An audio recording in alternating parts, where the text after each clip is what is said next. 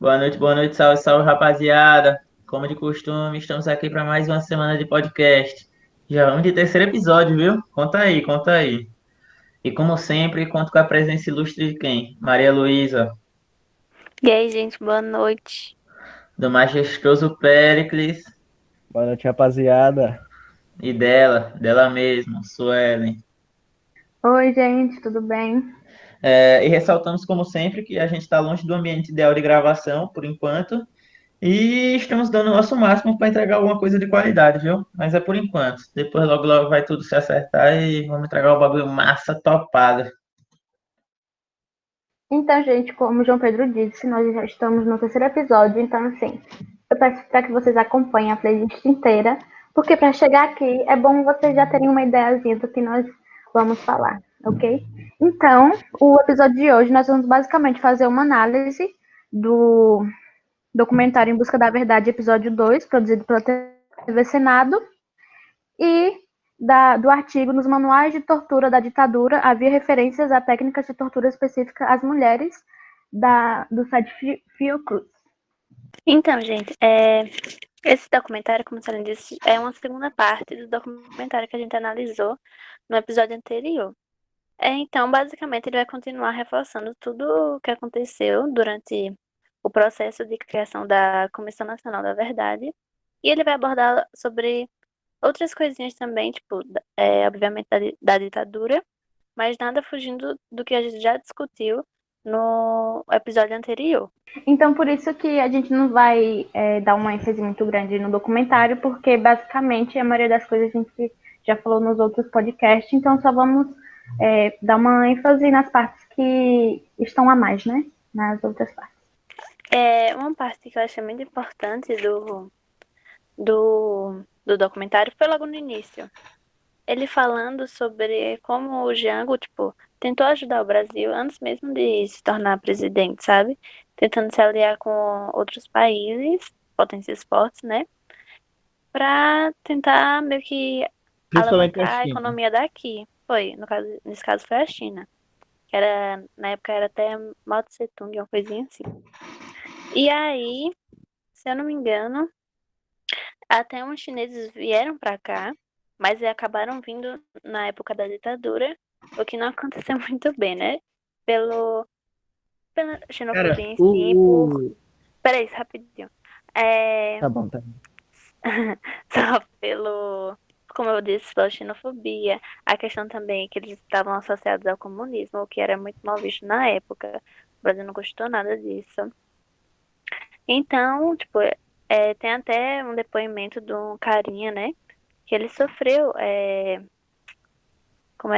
tortura nessa época quando ele veio pra cá, ele e outros amigos dele.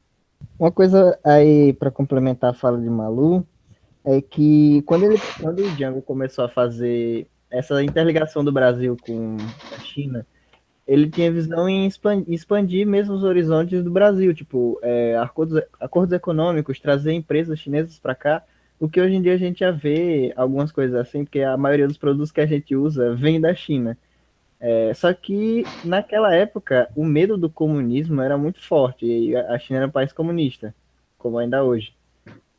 E isso gerou nas pessoas de maior influência um medo que fizeram elas é, se rebelar contra o próprio presidente, que fez com desenvolveu toda aquela tramóia que acabou com ele saindo e os militares tomando poder. Com o Malu falando aí dessa parte dos chineses que vieram para cá, eles vieram, se eu não me engano, ou foi para trabalhar ou foi para missão diplomática. Não estou lembrado agora do documentário, se alguém lembrar aí. Eles, Eles vieram, eles pode. vieram para trabalhar, eles vieram como comerciantes, se eu não me engano, para comerciar aqui, para fazer comércio aqui no Brasil. Então, eles eram para trabalhar, só que quando eles chegaram aqui, o Jango já tinha renunciado. Não renunciado, já tinha acontecido o golpe. E os militares, por esse medo, tipo, essa repulsa do comunismo e os chineses estarem diretamente ligados ao comunismo, eles foram capturados até para uma forma de romper as ligações diretas com a China. que só muitos anos depois foi reavisto essas essas ligações econômicas com a China, muitos anos depois foi refeitas, foi por causa que eles sequestraram as pessoas e torturaram a troco de nada, porque essas pessoas estavam aqui para fazer nada demais, tipo, nada de muito prejudicial às outras pessoas, nada de prejudicial, na verdade. E eles fizeram isso para que a própria China cortasse logo tudo com o Brasil e esse medo, essa repulsa ao comunismo não ficasse ferindo o coraçãozinho frágil dos queridos. Tipo, a galera é mó ignorante, sabe? Que Exatamente, questão desumana, e entendeu? que ainda Imagina hoje, você ir pra um país desconhecido a, tipo, milhares de distância e você acontecer isso com você, entendeu? Tipo, imagina, tipo, as suas esposas e tal, a galera que veio sem sua família, né? Sem saber a notícia de você, saber como é que você tá. E ainda ter, tipo, ter que vir viajar esse tanto de distância para pro seu velório, digamos assim. Tipo, muito triste. E é como o Périx falou, né? Foi tudo por questão de puro ego, de não ferir o regime da época, porque no documentário fica bem claro que não teve nada fora da lei, foi tudo feito corretamente, foi tudo nas normas, mas exatamente, o governo achou um jeito de bulir o sistema como sempre, né? Como o sistema, a gente sabe que acontece isso até hoje. Ego envolvendo essas coisas é uma coisa perigosa, né? De não querer ceder as coisas, querer mostrar que você é o cara lá, o pazão das ideias. o único certo, esse é o problema. Mas Até hoje, né? Até hoje. não, exatamente, essa repulsa ao comunismo, ela é muito presente até hoje, tipo, dá para você ver em diversas fotos, é só procurar na internet aí. Não sei se é esquerda ou direita, eu nunca lembro se é esquerda ou direita, o pessoal que apoia a presidência atual. Direito. Sempre tem esses discursos de contra o comunismo, que não sei o quê, e que a gente sabe que na teoria não ia dar muito certo agora. E essa galera que fala isso não sabe nem o que é, porque é a galera mais ignorante que, tipo, Exato. como é que eu posso dizer? Devido a tudo que aconteceu na ditadura, entendeu? A galera não sabe porque justamente o governo ficava passando esse pano, dizendo que não acontecia nada, mas tá aí começando a cena, na verdade, pra esfregar na cara de todo mundo, pra mostrar o que fez, entendeu? Aí tem presidente aí que quer implantar a ditadura, que apoia, tipo, a galera apoiando esse presidente, entendeu? Sem saber de nada que tá acontecendo. Ah, eles são Ou, tão fracos de argumento que a única coisa que eles têm que falar é o quê? Vai para Cuba, não está satisfeito, vai para Venezuela, vai virar nova Venezuela. vai virar país de É Exatamente, é só o como que a eles gente usam como falou. argumento. E é como a gente falou no outro podcast, as frases se repetem, né? Porque a gente pode perceber que o que falavam antes da ditadura acontecer, antes do golpe acontecer, está se repetindo aqui. Então é sinal de alerta, é bandeira vermelha direto e a gente não está percebendo isso. A Opa, gente, entre bandeira aspas, vermelha é né? comunismo, viu? Bandeira vermelha é comunismo, viu? Não pode. É alerta. olhou pra esquerda, cuidado, viu? Ô, gente, tem outra coisa também que eu queria ressaltar, que eu acho que até que ficou meio que mal entendido no outro podcast, né?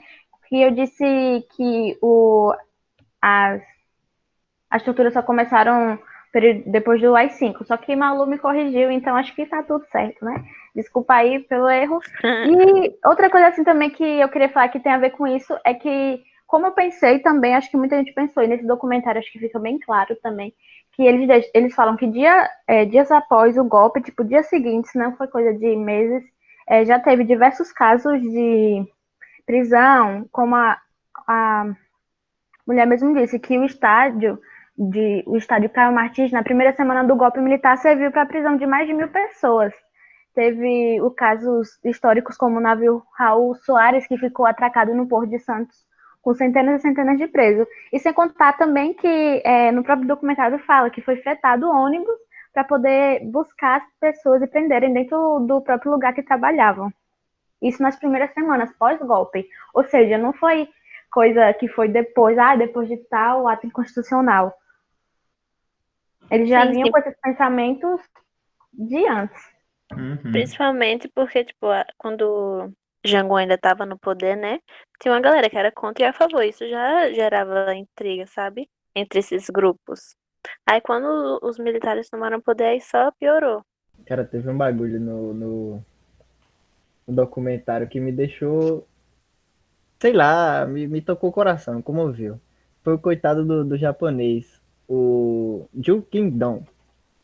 Ele é, lendo o relato, tipo, ele fazendo o relato dele, as coisas para a entrevista, né? Ele dizendo que quando chegou no Brasil, ele nem foi ele foi recepcionado com os militares abordando eles, mandando eles se renderem, com ordens, dizendo que tinham ordens para fuzilar eles ali mesmo, só que eles foram capturados, né? Foram levados para a câmara de tortura, obrigados a confessar alguma coisa que eles não tinham nada a ver, eles só vieram de lá e não faziam ideia do movimento revolucionário que estava acontecendo aqui. Só faziam ideia de que o Brasil estava passando por um probleminha político, digamos assim. Mas quando chegaram aqui, os caras só. O que tá acontecendo aqui, velho? Hum. Um choque, né, Foi velho? bem. Gente, Outra coisa também, pode falar. outra coisa também que eu acho que o documentário deu uma ênfase foi sobre João Goulart, quando ele meio que foi exilado do país, que eles falaram lá que ele ficou sozinho, né? Ele tipo se sentiu solitário. E também outra coisa, ainda sobre João Goulart, é sobre as teorias, sobre as hipóteses que ele não tenha morrido pelo problema no coração, e sim que ele tenha sido assassinado, ou então tenha sido Sim. planejado a morte dele. E eu Mas, vi que né, ainda. pode falar, Malu. E eu ainda vi, tipo, que ainda fizeram, não foi um enterro pra ele. Tipo, Uhum. foi injustiçado, não Não, foi? deixa eu Do explicar direito. coitado. Tem relatos, né, tem relatos, tem fotos e tudo, gravações, de que ele era, como é que eu posso dizer, espionado dia após dia, né? Teve uma parte no documentário que o próprio filho dele dá uma entrevista dizendo que quando ele recebeu uma foto do aniversário do pai com os agentes do. Não sei, esqueci o nome do órgão que fazia essa espionagem dele. Tipo, os agentes junto dele na foto do aniversário dele. Tipo, o cara não tinha paz e quando ele morreu, ele não pôde ser. Não pode trazer ele para cá, porque ele ainda era considerado inimigo político, e só depois, tipo, muito depois, no governo Dilma já, né, depois dessa Comissão Nacional da Verdade, que ele foi, vamos dizer, absolvido e reconheceram o erro que fizeram contra ele. E fizeram a cerimônia aqui e tudo foi muito bonito. Foi isso mesmo. Eu dei uma resumida, tipo, resumida bem resumão assim mesmo.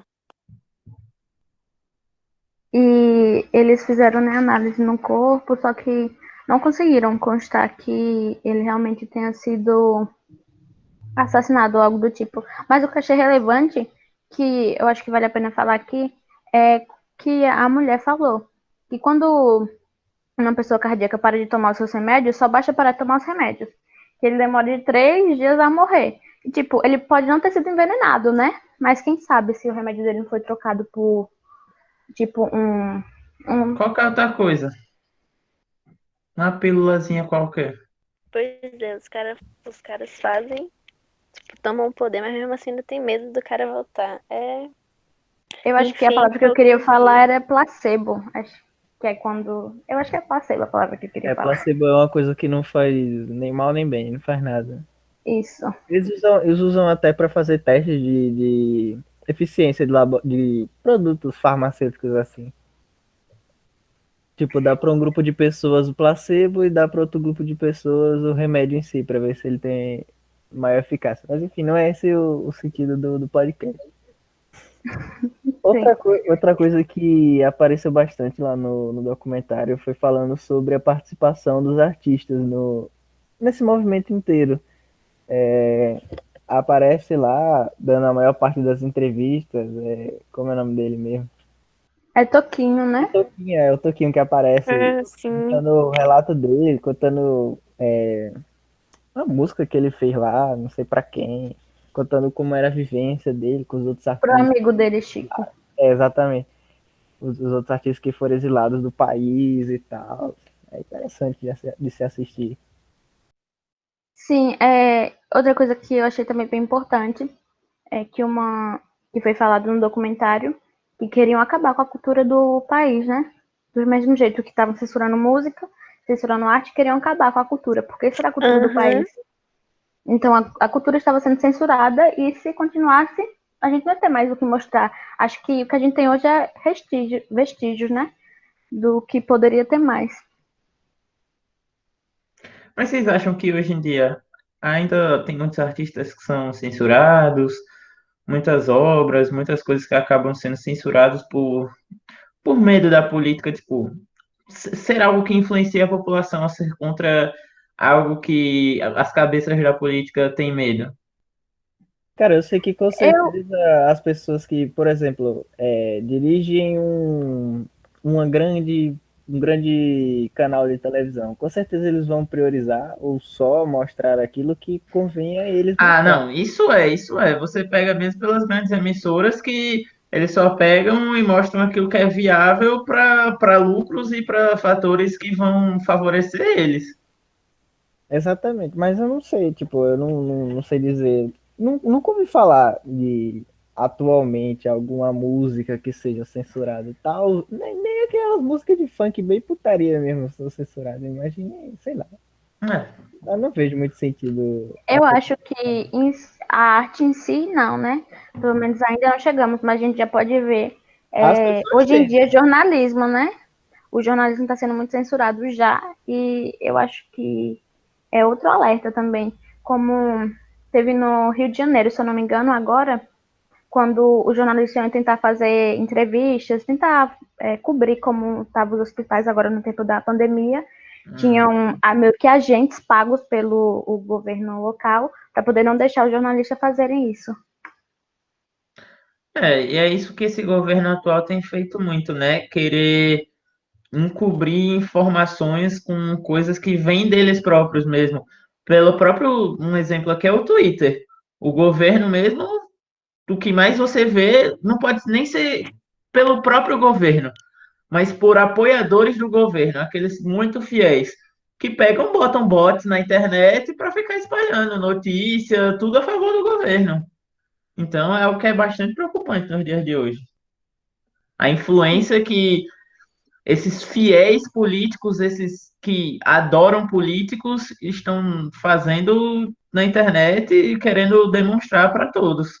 Querendo mostrar que aquilo é verdade, sendo que às vezes, na maioria das vezes, nem é. Nem só os eleitores, né? Às vezes os eleitores são mais como um bode para disseminar mais essa São os fake news. compartilhadores, né? É, Exatamente. O próprio filho do presidente é réu que chama, né, quando a pessoa é acusada, sim, é sim, réu sim. de chefiar um esquema de fake news muito grande nas eleições de 2018. É, isso daí E ainda deu E em tá. quê? Não deu em nada. Tá aí.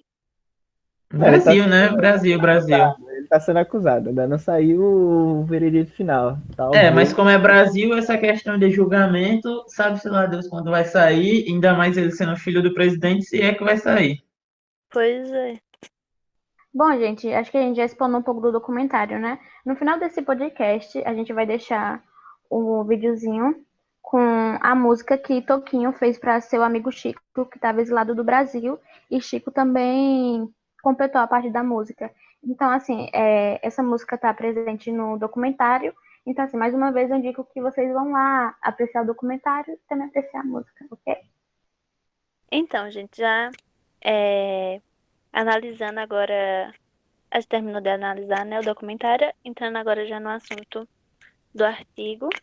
A gente vai falar que o artigo já começa assim, né? Falando sobre a história de uma mulher que, como é o nome dela? Suelen? É O nome dela? Jessie Jane, ou Jessie Jane. Jessie Jane Vieira de Souza, Certo. que hoje é professora aposentada do Instituto de História da Universidade Federal do Rio de Janeiro. Então, ela era uma militante já com influência da família dela, que apoiava o PCB, comunista e tal. Então, ela participou de um sequestro, no qual ela foi presa e torturada e tal durante 9 anos. Nisso, ela relata que ela foi se ela foi a primeira ou uma das primeiras mulheres a receber visita íntima durante esse seu tempo no presídio, onde ela também. Eu não vou precipitar muito, não. Vou esperar que vocês deem a opinião aí de vocês até o momento. Na verdade, como a Malu disse, ela foi uma das primeiras mulheres a receber visita íntima no Brasil e provavelmente a primeira no Rio de Janeiro. Ela conta, né, o relato. Posteriormente, ela ficou grávida do marido dela, logicamente, e ela conta o relato dela como que estar grávida Como e foi sua estar presa, gestação, né? né? Grávida e presa, as dificuldades que é ser, além de presa, estar grávida. Naquela época ainda mais.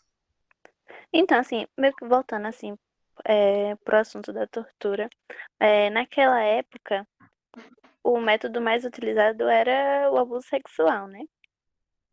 Então, era muito comum de homens verem suas mulheres sendo estupradas e tudo mais. O que é bem triste, sabe? Não só os maridos, também não, as crianças. Muitas crianças devem ter muito trauma até hoje por causa desses acontecimentos que eles obrigaram os filhos dessas pessoas a verem seus pais sendo torturados, sabe? Sim, sim.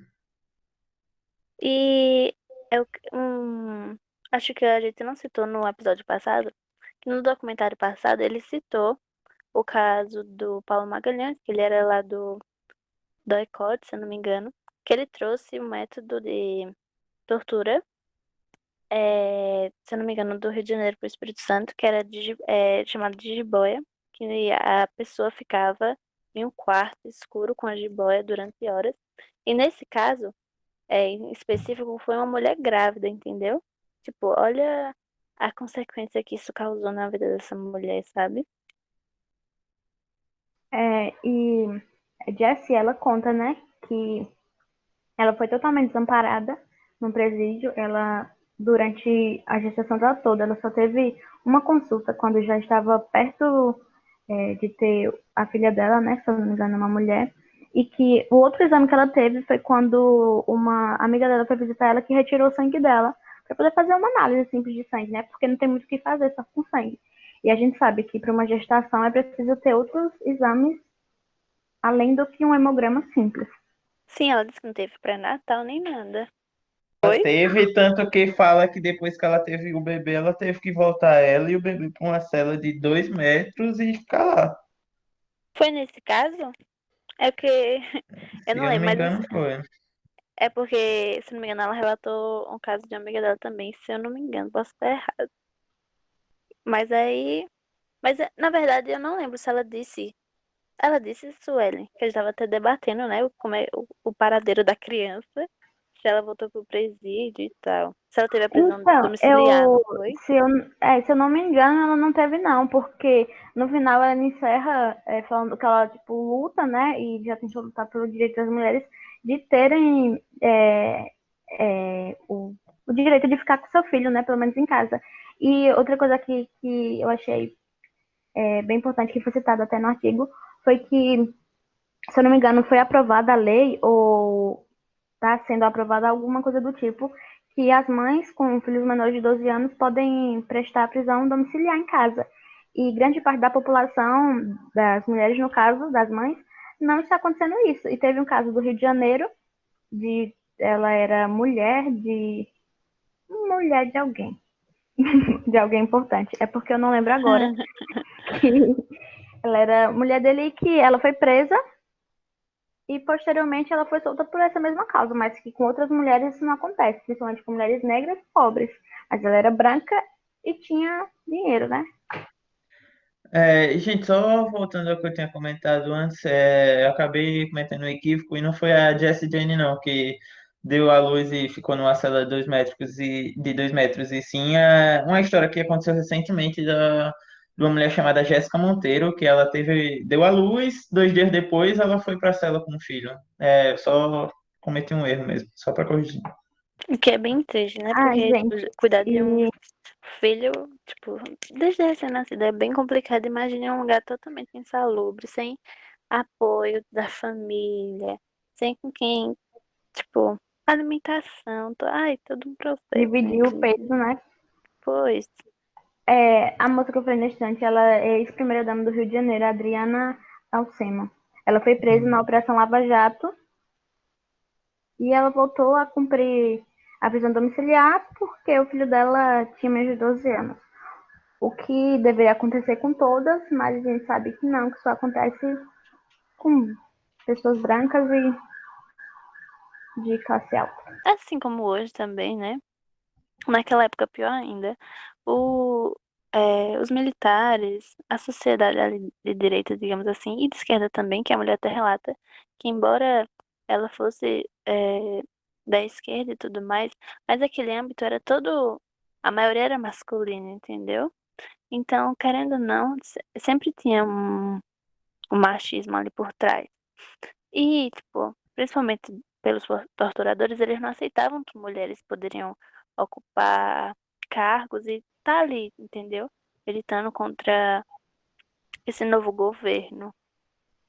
E É a gente, porque a política em geral ela era majoritariamente masculina, né? então, é tipo isso, até hoje. Você pode ver, tem Isso. pouquíssimas pessoas, Eu acho que pouquíssimas mulheres ocupando cargos importantes. o medo que se tem do comunismo é parecido com o medo que se tem da força feminina nas coisas. Tipo, o medo do homem de perder a voz, tipo, da sua voz ter menos impacto que uma mulher, por exemplo, e que ele passou a vida inteira, no caso, essas pessoas passaram a vida inteira tendo mais voz que qualquer mulher que eles já conheceram. Então, essa parada aí do machismo, do querer, tipo, do não querer que essas mulheres estejam nesses cargos de poder, seja mais atrelado a isso. Isso.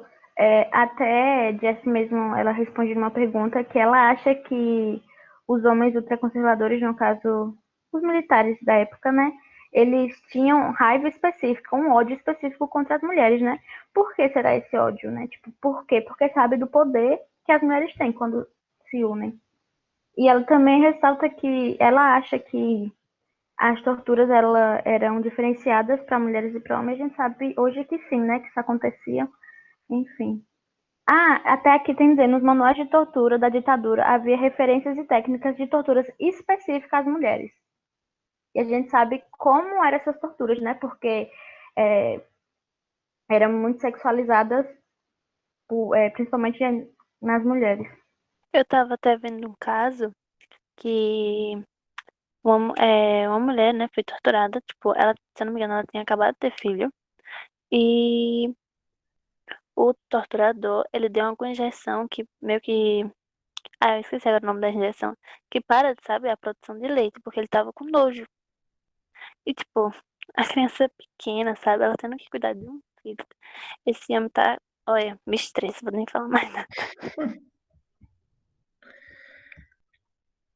Tipo, muito terrível tudo isso, sabe? Outra coisa também que eu achei importante no, no artigo é que, assim, a Comissão da Verdade, ela foi de extrema importância, e é de extrema importância até os dias de hoje.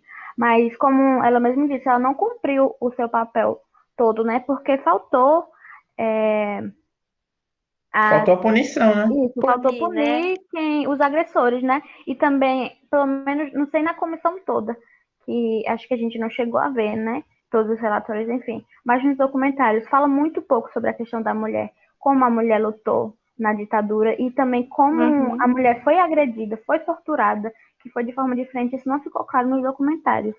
Uhum. Não sei se pode ter nos relatórios, né? Mas nos documentários tinha uma cena ou outra e também eram cenas que eram, tipo, a maioria das vezes era a mulher falando sobre o homem, entende? Um ponto que eu queria. Falou aí, né, da Comissão Nacional da Verdade, eu lembrei aqui uma coisa que eu tava pensando esses dias. Por que vocês acham que o Brasil não tem um museu assim, expositivo falando como foi a ditadura, mostrando fatos realmente que aconteceram, que nem na Alemanha com a questão do nazismo. Porque, pensa bem, no governo, não só no atual, mas o que favoreceria o governo mostrar suas fragilidades do passado para o povo ver? Qual era a vantagem que teria para eles? Pelo menos para o governo atual. Que vantagens teria mostrar o lado obscuro do governo? Principalmente no governo atual, né? Que é um governo Então, que se Cara, defende cara, se ser você. que já militar. se mostrou, que já se mostrou a favor do período. Se você for ver, se você for ver as pesquisas acho que é a pesquisa de aceitação, não sei se é assim que se fala, que é tipo, se as pessoas estão satisfeitas ou não com o governo. Ah, Tá saindo algumas matérias de tipo nas principais capitais, tipo, São Paulo, Rio de Janeiro, que foram, Salvador foi a que teve o maior índice de rejeição, não foi? mas tipo, eu tô falando nas capitais em que ele ganhou, que geralmente foi Sul, Ah, Sudeste. certo. As paradas, mas saiu, eu vi uma pesquisa de São Paulo e uma pesquisa do Rio de Janeiro, que no Rio de Janeiro já está negativado a aprovação do governo Bolsonaro e em São Paulo já caiu bastante, mas ainda está meio a meio. Uhum.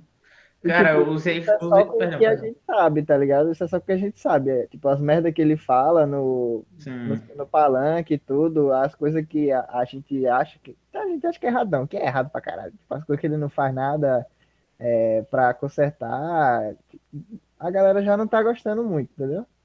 A batata dele já tá assando perante a maioria das pessoas, né? Exatamente. o que é bem triste, né? Porque, tipo, como já citada, essa Comissão Nacional da Verdade, ela tá aí pra mostrar, sabe? O que aconteceu de fato durante a ditadura. E, tipo, esse museu, assim, expositivo, nossa, ajudaria tanto, sabe? A mostrar mais para as pessoas, mesmo porque às vezes, véi, é falta de interesse, sabe? Aí, às vezes, tipo, a pessoa vendo que tem um museu, vendo que tem esses relatórios, sabe? Mostrando o que aconteceu de fato, é tipo a questão, a pessoa ser ignorante a esse ponto, sabe? De não querer aceitar a Sim, verdade. sim. De algo que aconteceu, né? Querer Pois esconder é. algo que aí todo mundo sabe que tá aí. Só que o governo. É aquilo que eu falei, pode ser só minha opinião, mas, tipo, não teria vantagem para o governo mostrar algo que foi obscuro do seu governo, do governo brasileiro. Não acho, não vejo vantagem pelo Pois. lado deles em fazer isso, querer fazer isso. Também não vejo, não. Eu acho que atualmente, com o poder que a mídia tem, tipo, principalmente a mídia digital, né? Que é a mídia, como é que eu posso dizer? A mídia televisiva já tá muito voltada para um lado ou para o outro, ou tá apoiando, ou tá full contra, tipo, ou de direita ou de esquerda. As mídias sociais são mais diversificadas, né? Que tem pessoas de tudo quanto é lado, falando tudo o que quiser, basicamente. Soltando as verdades de um lado para o outro, eu acho meio um pouco difícil de ter essa censura pesada de que teve naquela época, entendeu? Entendi. Ah, gente, só pra constar aqui que nossa amiga Sueli não está falando muito, porque aconteceu um ocorrido lá na casa dela e é isso. Teve um problema pessoal lá, mas ela vai voltar aqui pra dar um tchau quando isso acabar. É, mas acho que falando em dar tchau, vocês têm alguma coisa mais a acrescentar? Eu acho que não. Acho que, tipo, Você- a gente. Como é que eu posso dizer? Já falou o que A tinha que gente falar. investiu muito bem, tipo, nesses 3 podcasts falando sobre a ditadura. E o que eu acho que tá bem explicado, assim, sabe? No geral. Uhum. Ficou bem, como é que eu posso falar? Ficou Destrinchado. bem, destrinchado, ficou bem soltinho, pedaço por Porque, pedacinho. cada podcast a gente pelo menos abordou uma parte mais específica Tentou, né? de um período da ditadura, né? Uhum. Eu voltei, Eu não gosto da sei se vou espera. continuar, mas eu queria falar que possivelmente esse vai ser o último podcast desse tema, né? A gente tratando sobre a ditadura. Então, eu vou Talvez. ficar com saudade de falar mais sobre Ah, eu Talvez. adorei. os Todos históricos. esses. Mas também queria já avisar aqui que não vai ser o último podcast entre amigos. Então, Exatamente. Jamais, Podcast entre jamais. amigos vai ficar aí no ar para falar de temas diversos sobre várias coisas e o que tiver que falar a gente vai falar. para Acabou esse não, mês viu? nós temos pelo menos mais um, né? Vamos lançar esse, para esse mês temos pelo menos mais um. Então, assim, vocês professores que estão assistindo, Mariana, assista também de outras matérias, ok? Se possível. Se caiu nesse podcast aqui de paraquedas e não sabe de nada que a gente tá falando, por favor, clica aí no link da descrição, assiste os outros podcasts, com certeza você vai entender bastante do que a gente tá falando. Assista também os documentários. Que a Você vai gente... entender nossa linha de pensamento desde o início até o momento que a gente está falando aqui. Comissão Nacional da Verdade, AI-5, os períodos, até Gente, só mesmo o pra. nosso primeiro episódio que a gente fez Sim. como é que eu posso falar? Analogia? Análise, né? A Análise. análise. Analogia. Pronto, É com o analogia episódio do mesmo. irmão do Jorel, que é uma coisa atual, para ficar mais perceptível para todos terem um entendimento melhor. Enfim, tá tudo bem Muito bom, desde. conteúdo de qualidade. E só Exatamente. pra, Vocês verem só na pra deixar. sequência, verem na sequência é muito bom, porque a gente começou com um pouco sendo assim mais leve, dando os conceitos principais, né? Os conceitos assim de forma mais fácil, digamos assim, mais simples. E depois a gente foi, digamos, entre aspas, né, complicando mais um pouco o assunto. Então, acho que é de extrema importância ver do início, ver o primeiro para chegar no terceiro. Ver o primeiro, o segundo e depois chegar aqui. Isso. Bom, já Gente, estamos só chegando pra. aqui. Tá, Deixa eu falar rapidinho.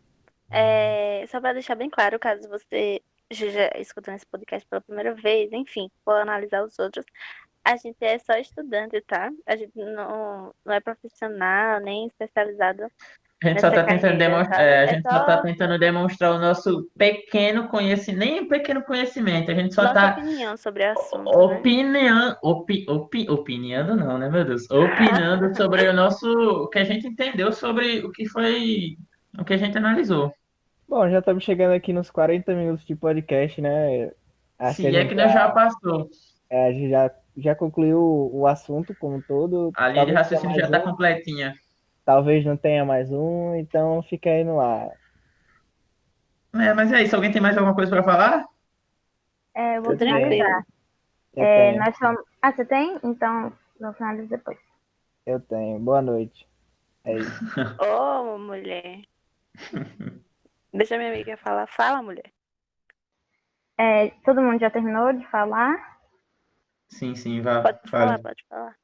Bom, nós somos alunos do terceiro ano do IFBA Campus Paulo Afonso, cursando o curso de biocombustíveis na modalidade integrada.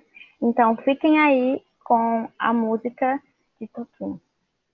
É isso. Mas nós colocar a música, é isso, rapaziada. Terminamos aqui nosso terceiro Tchau, gente. Foi um episódio. prazer discutir esse assunto com vocês. Espero que tenham gostado de toda nossa playlist aí. Do nosso esforço. Tentamos entregar algo de qualidade. Mas é isso, rapaziada. Eu vou deixar agora no finalzinho a música que o Suelen falou. Por enquanto é só. Fiquem bem. Abraço para todos que escutaram. E até breve, até breve. Logo menos tem mais. É isso, Tchau, rapaziada. tchau. Um Tchau, beijo. tchau. Obrigado para quem escutou até agora. Beijos. Fiquem com Beijão. o sonzão agora.